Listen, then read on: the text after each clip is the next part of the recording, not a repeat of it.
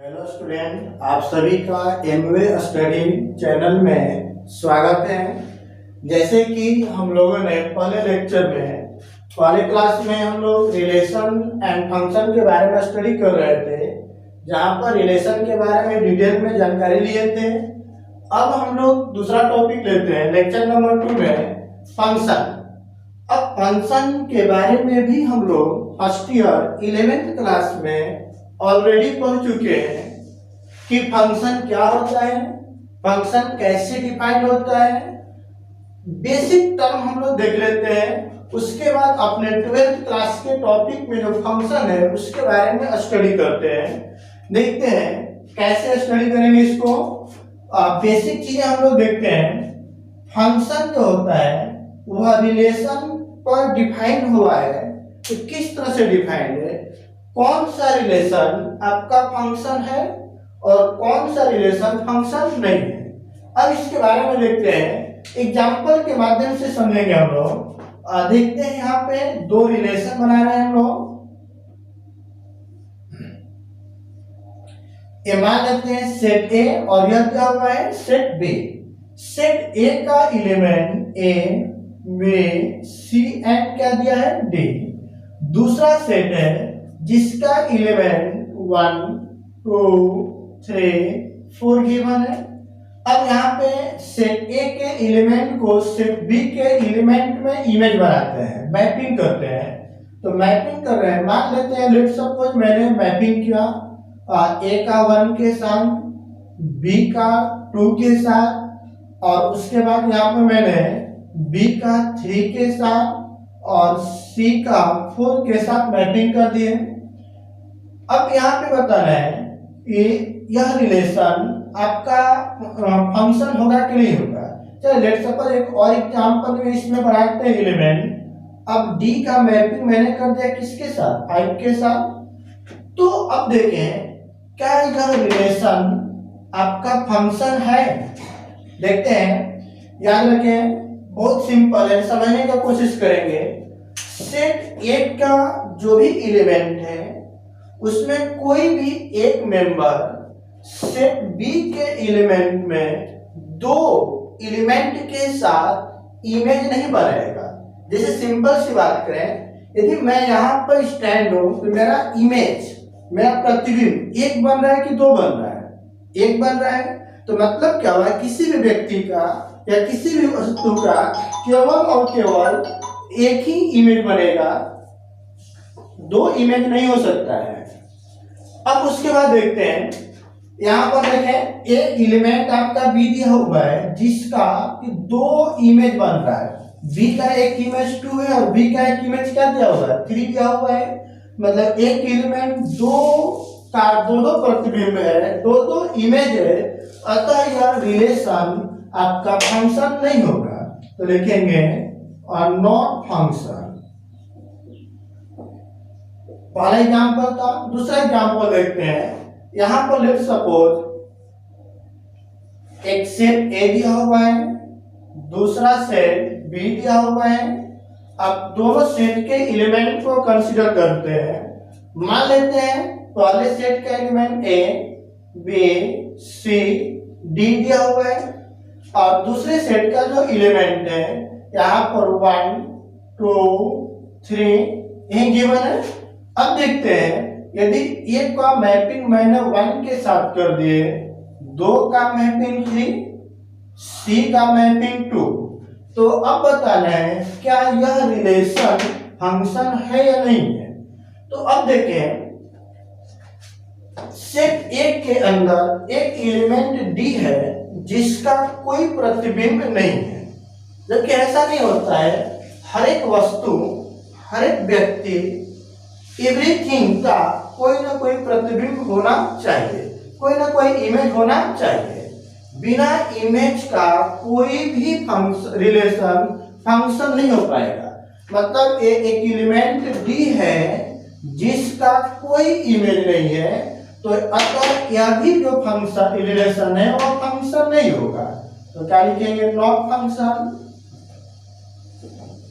समझे, यहाँ पे रिलेशन आपको दिया गया है, उसको बताना है कि फंक्शन है कि नहीं है। तो सेट ए के अंदर जो भी एलिमेंट है वह कोई भी एक एलिमेंट सेट बी के एलिमेंट में दो प्रतिबिंब नहीं बनाएगा, केवल और केवल एक प्रतिबिंब बनाते हैं। और दूसरा एग्जांपल में मैंने लिया कि सेट ए के एलिमेंट कोई भी एलिमेंट खाली नहीं होना चाहिए, प्रत्येक एलिमेंट का कोई ना कोई एक अपना इमेज होना चाहिए। तो यहाँ पर डी एक एलिमेंट है जो सेट ए में है, जिसका सेट बी के किसी भी एलिमेंट के साथ इमेज नहीं है, अतः यह भी रिलेशन आपका फंक्शन नहीं होगा। चलिए एग्जांपल नंबर 3 देखते हैं। तीसरा एग्जांपल देखते हैं हम लोग। एक सेट मैंने ले लिया ए, दूसरा सेट ले रहे हैं बी, ए एंड बी। अब यहां पर देखते हैं, मान लेते हैं इसका element A B C and D दिया हुआ है, और यहां पे देखते हैं इसका एलिमेंट आपको दिया हुआ है 1 2 3 एंड 4। चलिए एक एलिमेंट और मैंने ले लिया, क्या चीज 5। अब ए का मैपिंग 1 के साथ, बी का मैपिंग 3 के साथ, सी का 2 के साथ, डी का 5 के साथ। अब बताइए एक एलिमेंट सेट बी के अंदर है जो कि खाली है, या किसी भी एलिमेंट का इमेज नहीं है, तो क्या यह फंक्शन होगा या नहीं होगा? देखते हैं। सेट ए, समझेंगे, ध्यान से समझिएगा। सेट ए के अंदर कोई भी एलिमेंट खाली नहीं होना चाहिए, यहाँ पर कोई एलिमेंट खाली नहीं है। दूसरा नंबर, सेट ए के अंदर कोई भी एक पार्टिकुलर एलिमेंट दो इमेज नहीं बनाएगा, यहाँ पर कोई भी ऐसा एलिमेंट नहीं है जो दो दो इमेज बना रहा हो, सही है। अब यहाँ पर एक एलिमेंट बचा है, तो क्या उससे कोई प्रॉब्लम क्रिएट होगा? नहीं होगा। सेट बी के अंदर एलिमेंट खाली हो सकता है, उसमें कोई दिक्कत नहीं है। जब सेट बी के अंदर एलिमेंट खाली हो सकता है, कोई प्रॉब्लम नहीं है, तो अतः यह फंक्शन क्या हो जाएगा? फंक्शन होगा। तो बोलेंगे इट इज फंक्शन। क्लियर हुआ? चलिए अब एग्जांपल नंबर 4 लेते हैं। अब देखते हैं फोर्थ एग्जांपल में सेट ए और एक सेट में कंसीडर कर लेता हूं बी।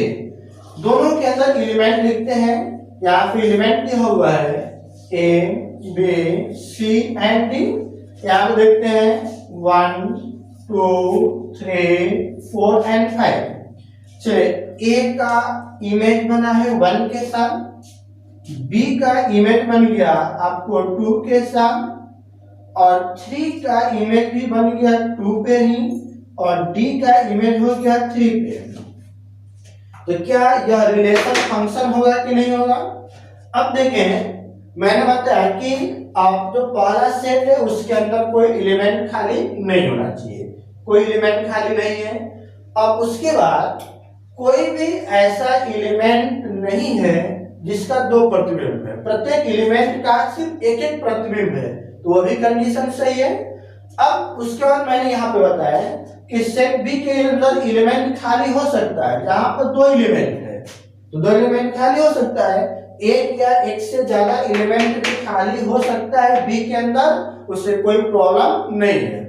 अब देखें, यहाँ पर बी का इमेज भी 2 है और सी का इमेज भी 2 है। तो आप कहेंगे कि सर यहाँ पे आपने बताया कि एक एलिमेंट का दो प्रतिबिंब नहीं होना चाहिए, बी का दो प्रतिबिंब था, इसलिए इसको बोले थे कि फंक्शन नहीं है। परंतु यहाँ बी और सी दो ऐसे एलिमेंट है जिसका इमेज तो एक ही बन रहा है। हाँ बिल्कुल हो सकता है दो वस्तुओं को एक लाइन में रख दें तो उनका एक ही जगह प्रतिबिंब बनता है, जबकि यहाँ दो वस्तुएं हैं। जैसे मैं एक यहाँ पे पेन रखूं तो इसका प्रतिबिंब यदि यहाँ बनेगा, इसके पीछे एक और पेन रख दें तो इसका प्रतिबिंब भी इसी के इमेज पर बनेगा। तो अतः बोल सकते हैं कि दो एलिमेंट का एक प्रतिबिंब हो सकता है, परंतु एक एलिमेंट का दो प्रतिबिंब नहीं हो सकता है। तो जब दो एलिमेंट का एक प्रतिबिंब हो सकता है, सेट के बी के अंदर एलिमेंट खाली भी रह सकता है और सेट ए के अंदर कोई एलिमेंट खाली नहीं है, इसका मतलब क्या हुआ कि यह भी आपका फंक्शन है, इट इज फंक्शन। शॉर्ट में समझेंगे, फंक्शन को डिफाइंड होने के लिए सेट ए के अंदर कोई भी एलिमेंट खाली नहीं होना चाहिए। नोट करके समझेंगे इसको कि सेट ए के अंदर कोई भी एलिमेंट खाली नहीं होना चाहिए। और दूसरी चीज, सेट ए के अंदर कोई भी एक एलिमेंट का दो इमेज मतलब दो प्रतिबिंब भी नहीं होना चाहिए। तीसरा नंबर, सेट बी के अंदर कोई भी एलिमेंट खाली हो सकता है, मतलब उसका कोई किसी भी एलिमेंट का इमेज ना हो तो भी कोई प्रॉब्लम नहीं है। और ये भी है कि सेट ए के अंदर दो या दो से अधिक, एक या एक से अधिक ऐसे एलिमेंट हो सकते हैं जिनका सेट बी के अंदर एक ही इमेज हो तो भी वह फंक्शन होगा। क्लियर है? तो इसके बारे में हम लोग ऑलरेडी फर्स्ट ईयर में स्टडी कर चुके थे। अब हम लोग देखते हैं इसमें हम लोग डोमेन, रेंज और कोडोमेन के बारे में थोड़ा सा स्टडी कर लेते हैं, जो फर्स्ट ईयर में ऑलरेडी पढ़ चुके हैं। पहला नंबर पे था डोमेन, जिसको हम लोग बोलते हैं प्रांत। उसके बाद आता है कोडोमेन,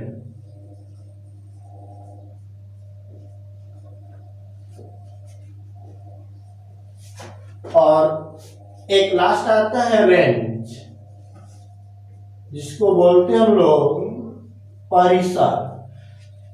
ये ऑलरेडी हम लोग फर्स्ट ईयर में पढ़े हुए हैं, थोड़ा सा इसके बारे में देख लेते हैं। चलिए एक एग्जाम्पल के माध्यम से ही समझेंगे और ध्यान से देखिएगा, एक ही एग्जाम्पल में सब क्लियर हो जाएगा। एग्जाम्पल देखते हैं, एक हम लोग रिलेशन लेते हैं जिस पर एक फंक्शन डिफाइंड हो।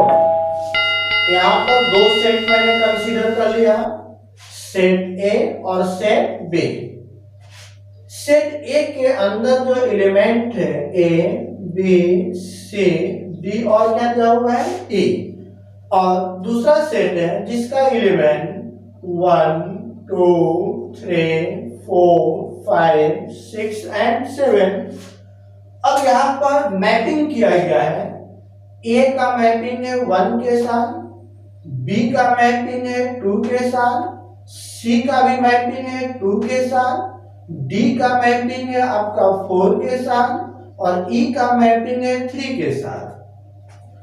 तो अब इसमें बोला जाए कि डोमेन, कोडोमेन और रेंज क्या होगा, तो याद रखेंगे जो आपका सेट ए होता है, इस सेट ए के एलिमेंट को हम लोग बोलते हैं और डोमेन। क्या बोलते हैं? डोमेन।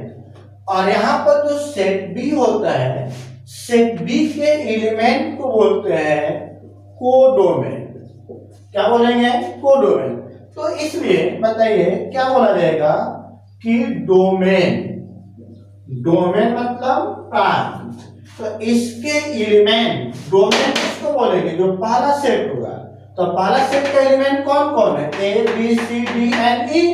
तो आ गया A B C D and E. अब दूसरा नंबर पे क्या दिया हुआ है? कोडोमेन। तो कोडोमेन को क्या बोलेंगे? सप्रांत। चलिए अब बताइए, मैंने बताया जो सेट ए है वो डोमेन हो गया, सेट बी का जो एलिमेंट होता है उसको क्या बोलते हैं? कोडोमेन। तो कोडोमेन के अंदर कौन कौन सा आएगा? 1 2 3 4 5 6 एंड 7। चलिए देखते हैं, 1 2 3 4 5 6 एंड 7 एंड लास्ट आपका आता है रेंज। तो रेंज को कैसे डिफाइन करेंगे, रेंज कैसे बताएंगे, इसके बारे में देखेंगे। यहाँ पर समझेंगे बहुत ध्यान से, रेंज और कोडोमेन में ही मिस्टेक होता है। देखिए जो रेंज होता है, सेट बी के अंदर वैसे एलिमेंट का कलेक्शन होता है जो कि सेट ए के किसी न किसी एलिमेंट का इमेज हो। जैसे 1 किसका इमेज है? ए का। 2 किसका इमेज है? बी का और सी का। 3 इमेज है किसका? ए का। 4 इमेज है डी का। तो ये ऐसे एलिमेंट हैं जो किसी न किसी का इमेज है, परंतु 5, 6 और 7 क्या किसी एलिमेंट का इमेज है? नहीं है। जो एलिमेंट किसी भी एलिमेंट का इमेज ना हो तो वह रेंज के अंदर शामिल नहीं होता है। तो बताएं कि रेंज के अंदर कौन कौन सा एलिमेंट होगा? 1, 2, 3 और 4, क्योंकि यही 4 एलिमेंट है जो किसी ना किसी एलिमेंट का क्या है? इमेज है। तो बोले अब आएगा 1, 2, 3 एंड 4। कोई डाउट इसमें? कोई डाउट इसमें किसी को? नहीं। चलिए ठीक है, अब आगे हम लोग देखेंगे टाइप ऑफ फंक्शन के बारे में। हम लोग स्टडी करेंगे टाइप ऑफ फंक्शन के बारे में। देखते हैं टाइप ऑफ फंक्शन क्या होता है, कैसे डिफाइंड होगा। टाइप ऑफ फंक्शन में पहले नंबर पे आता है वन वन फंक्शन, जिसका एक और नाम है injective function. One one function को और क्या बोलते हैं? इंजेक्टिव फंक्शन, जिसको हिंदी में बोलते हैं एक फलन। अब इसको हम लोग एग्जाम्पल के माध्यम से समझेंगे और देखेंगे कि कैसे इसको समझते हैं। चलिए एक एग्जाम्पल मैं ले रहा हूं और यहाँ पर एक सेट दिया हुआ है और यहाँ पर दूसरा सेट दिया हुआ है, सेट ए और सेट बी, जिसका एलिमेंट ए बी सी और यहाँ पर दिया हुआ है 1, 2 एंड क्या गिवन है 3। चलिए अब यहाँ पर देखेंगे कि सेट ए और सेट बी के एलिमेंट को इस तरह से मैपिंग करना है कि मान लेते हैं ए का मैपिंग 1 के साथ हो, बी का मैपिंग 2 के साथ और 3 का मैपिंग, सी का मैपिंग 3 के साथ हो। चलिए अब बताइए, यहाँ पर देखें हम लोग जो फंक्शन पढ़ रहे हैं वो कौन सा फंक्शन है? 1, 1। 1 का रिलेशन 1 के साथ हो तो वैसे फंक्शन को ही बोलते हैं 1 1 फंक्शन। फिर से बोले, देखिए एक ऐसा फंक्शन जिसमें 1 का रिलेशन 1 के साथ, मतलब डोमेन सेट ए के एलिमेंट का एक एलिमेंट सेट बी के एक एलिमेंट के साथ रिलेशन बनाया हो तो वैसे फंक्शन को बोला जाएगा 1 1 फंक्शन। नाम से ही है एक का संबंध एक के साथ, एक प्लस एक का रिलेशन एक के साथ हो तो वैसे फलन को हम लोग बोलेंगे एक फलन। यहाँ पर देखिए एग्जांपल में ए सेट ए का एलिमेंट है, एक एलिमेंट का इमेज एक ही के साथ है, दूसरा एलिमेंट बी का भी एक ही एलिमेंट के साथ इमेज है, सी का भी एक ही एलिमेंट के साथ इमेज है। क्या यहाँ पर ऐसा मान लेते होता डी और इसका भी इमेज इसके साथ होता तो क्या जो 3 है वह केवल एक एलिमेंट का इमेज है कि 2 एलिमेंट का इमेज हो गया? 2 एलिमेंट का इमेज हो गया। तो अब 2 एलिमेंट का इमेज तो चाहिए नहीं, क्योंकि एक में या 1 1 फंक्शन में सिर्फ एक एलिमेंट का इमेज एक ही होना चाहिए। तो ऐसे फंक्शन को क्या बोलेंगे हम लोग? क्या बोलेंगे? 1 1 फंक्शन। तो ये क्या हो गया? 1 1 फंक्शन। कोई दिक्कत इसमें? चलिए दूसरा एग्जांपल भी ले लेते हैं हम लोग। मान लेते हैं एक सेट दिया हुआ है और यहाँ पर दूसरा सेट दिया हुआ है। चलिए अब देखिए ये सेट ए और यहाँ पर क्या दिया हुआ है? सेट बी, जिसके एलिमेंट ए बी सी और यहाँ पर दिया हुआ है 1 2 3 एंड 4। अब इसका मैपिंग करते हैं। मान लेते हैं ए का 1 के साथ, बी का 2 के साथ, सी का 3 के साथ है। तो क्या यह रिलेशन 1 1 होगा कि नहीं होगा? देखते हैं। जो मैपिंग किया गया है, जो रिलेशन बनाया गया है, सेट ए का जो भी एलिमेंट है, ए एक ही एलिमेंट का इमेज है, बी का भी इमेज एक ही वो है और सी का भी एक ही इमेज है। मतलब सेट ए के अंदर जितने भी एलिमेंट हैं उनके प्रत्येक एलिमेंट का सेट बी में केवल और केवल एक एक इमेज मिल रहा है। तो अतः यह भी आपका क्या हो जाएगा? 1 1 फंक्शन। तो क्या लिख देंगे हम लोग? 1 1 फंक्शन। चलिए एग्जांपल नंबर 3 देखते हैं। यदि आपको दिया गया हो कि f(x) बराबर और x प्लस 2, जहां x element of natural number है और आपको बताना है कि given function one one function है या नहीं है। चलिए देखते हैं कैसे चेक करेंगे वन वन फंक्शन के लिए। यहाँ पर बेसिक चीजें ध्यान से देखेंगे। इसको दो तरीकों से मैं बना रहा हूं। मेथड नंबर फर्स्ट, चलिए देखेंगे, दो सेट में ले रहा हूं, सेट ए और दूसरा सेट में ले रहा हूं सेट बी। ए एंड क्या हो गया बी। चलिए अब देखेंगे सेट ए का यहां पर यक्स किसका एलिमेंट है, नेचुरल नंबर का, और जो इनके बीच रिलेशन है कैसा दिया हुआ है, एफ ऑफ एक्स बराबर एक्स प्लस 2।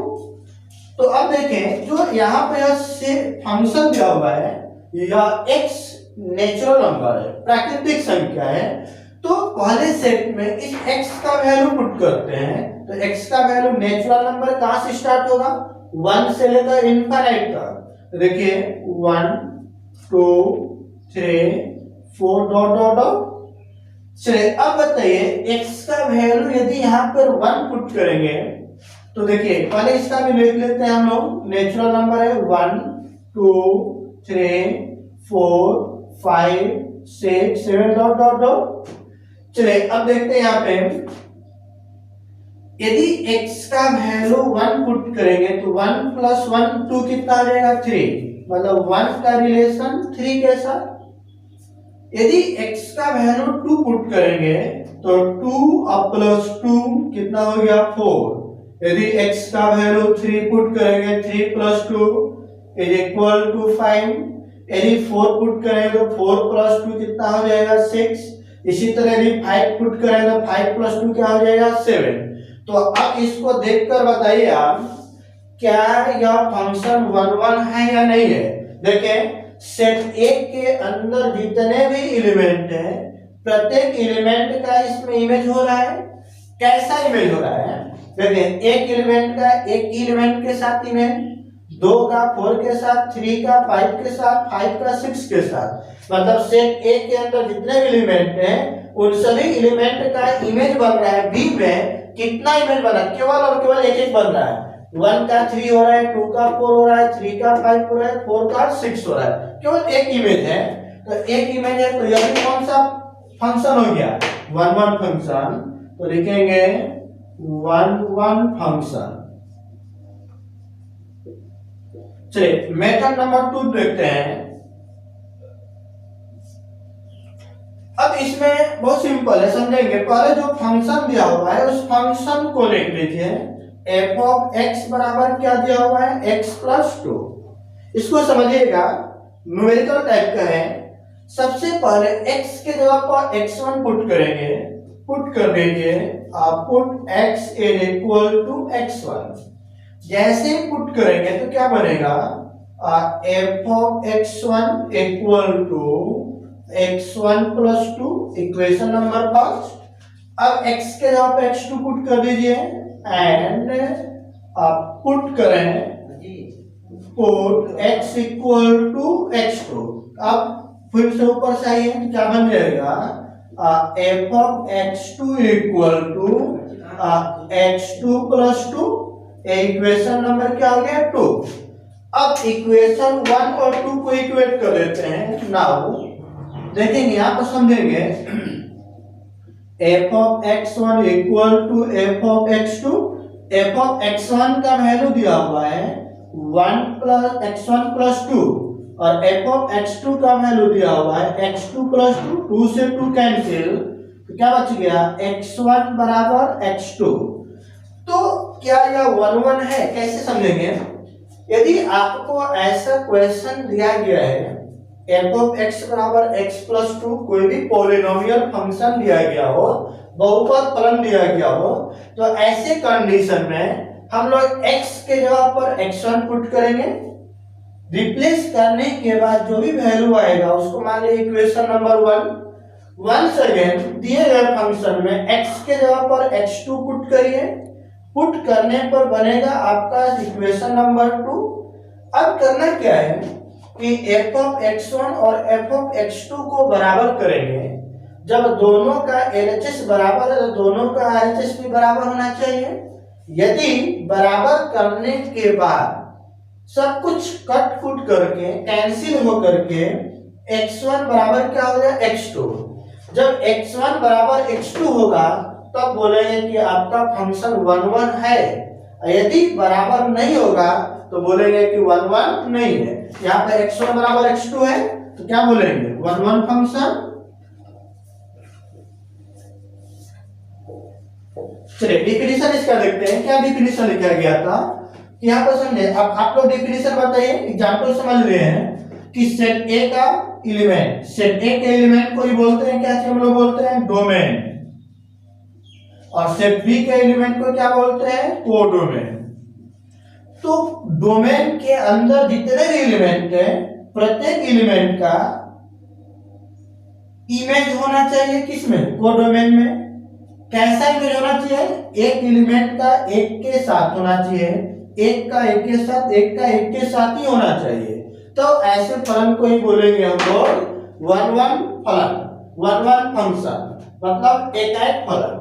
देखें क्या लिखा है, एवरी एलिमेंट ऑफ डोमेन, मतलब डोमेन के प्रत्येक एलिमेंट का, मतलब क्या हुआ सेट ए, मैप मतलब इमेज बनाया गया, मैपिंग किया गया है टू डिस्टिंक्ट मतलब अलग अलग एलिमेंट ऑफ कोडोमेन, कोडोमेन के अलग अलग एलिमेंट के साथ सेट ए के एलिमेंट का मैपिंग किया गया हो, तो ऐसे मैपिंग के फंक्शन को बोला जाएगा 1 1 फंक्शन। फिर से समझिए, सेट ए के एलिमेंट का मैपिंग किया गया हो सेट बी के एलिमेंट में। कैसा मैपिंग किया गया हो, एक एलिमेंट का एक के साथ, एक एलिमेंट का एक ही के साथ, एक एलिमेंट का एक के साथ, अलग अलग एलिमेंट के साथ होना चाहिए।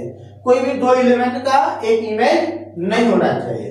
तब ऐसे फंक्शन को हम लोग बोलेंगे 1 1 फंक्शन। क्लियर हुआ, कोई डाउट इसमें नहीं। चलिए अच्छी बात है। अब देखते हैं यहाँ पे दूसरा number onto function. Onto function को दूसरा नाम है सब्जेक्टिव फंक्शन, इसको हिंदी बोलते हैं आच्छादक फलन। अब इसको भी हम लोग एग्जाम्पल के माध्यम से समझेंगे और उसके बाद इसको थ्योरी के बारे में देखेंगे, डिफिनीशन क्या होगा। चलिए एग्जाम्पल नंबर फर्स्ट यहाँ पर मैं ले रहा हूं, एक सेट दिया हुआ है ए और दूसरा सेट दिया हुआ है बी। चलिए इसके अंदर element A B C and D यहाँ पर दिया हुआ है 1 2 3 4। तो अब देखते हैं कि ए का मैपिंग मैंने कर दिया 1 के साथ, बी का मैपिंग कर दिया 2 के साथ, सी का मैपिंग कर दिया 3 के साथ और डी का मैपिंग कर दिया मैंने 4 के साथ। अब यहाँ पे देखिए एक का एक के साथ इमेज है मतलब 1 1 है, लेकिन हमें पढ़ना क्या है ऑन टू। तो ऑन टू फंक्शन के लिए समझेंगे आप नेसेसरी कंडीशन क्या होगा ऑन टू फंक्शन के लिए। देखिए जो सेट बी है मतलब कोडोमेन, उसके अंदर कोई भी एलिमेंट खाली नहीं होना चाहिए। यदि कोई भी एलिमेंट ऐसा हो जो कि किसी भी एलिमेंट का इमेज ना हो तो वैसे को ऑन टू फलन नहीं कहेंगे। मतलब ऑन टू फलन होने के लिए सेट बी के अंदर कोई भी एलिमेंट खाली नहीं होना चाहिए। क्या यहाँ पर कोई भी एलिमेंट खाली है जी? नहीं है, प्रत्येक एलिमेंट का यहाँ पर आपको इमेज है।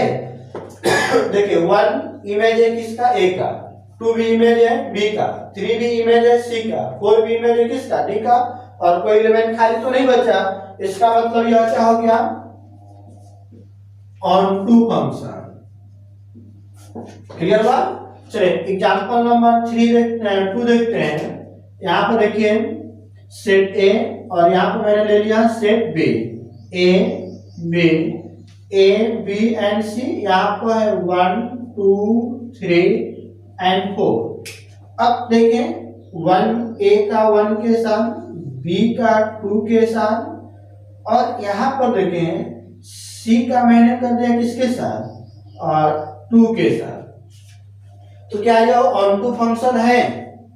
नहीं होगा, क्योंकि देखिए यहाँ पे ए का 1 के साथ इमेज है, बी का 2 के साथ, सी का भी 2 के साथ। मैंने बताया कि ऑन टू फंक्शन होने के लिए सेट बी के अंदर कोई भी एलिमेंट खाली नहीं होना चाहिए।